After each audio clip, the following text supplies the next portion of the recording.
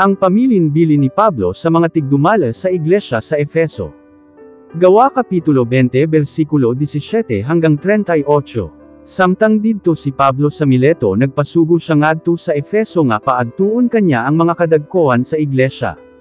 Pag-abot nila, miingon si Pablo kanila, nahibalo kamo kon unsa ang akong pagkinabuhi samtang uban pa ako kaninyo, sukad gayod sa akong pag-abot dinhi sa probinsya sa Asya.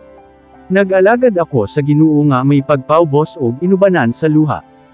Daghang kalisod ang akong giantos tungod sa dawtan nga mga plano sa mga Hudyo nga nagkontra kanako. Nahibaloan ninyo nga sa walay lipod gisulti ko kaninyo ang mga butang nga alang sa inyong kaayuhan. Ako kining gipang tudlo sa publiko ug diha sa inyong mga balay.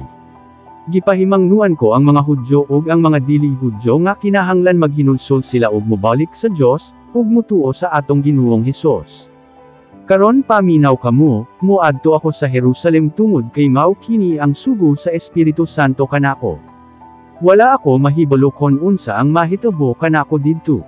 Ang ako lamang nahibaloan, nga sa bisan asa nga syudad nga akong adtuan, ang Espiritu Santo nagpahimangno kanako nga ang prisuhan ug ang paglutos nagpaabot kanako.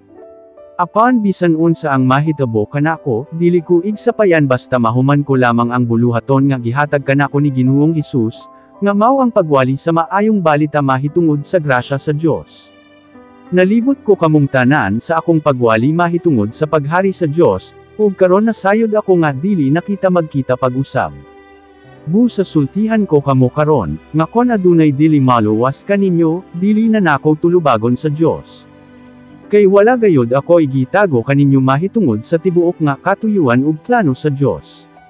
Bantay gayod ninyo ang inyong kaugalingon ug ang tanang mga tawo sa Dios nga gisalig kaninyo sa Espiritu Santo.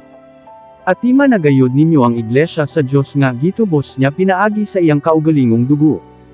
Kay nasayod ako nga kon makagika na ako may mga meaning nga magtutudlo nga sama sa mabangis nga mga mananap nga muapil kaninyo aron bungkagon ang inyong pundok.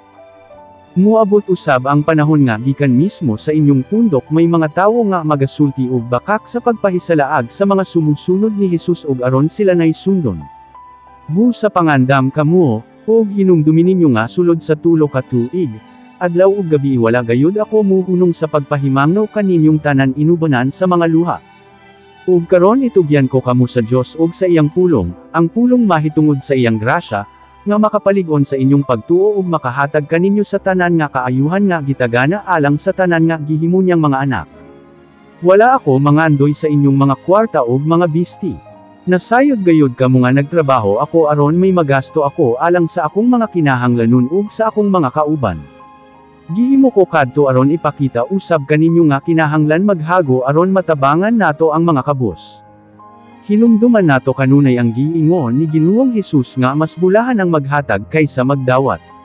Pagkahuman og sulti ni Pablo, miluhod siya uban nilang tanan ug nagampo.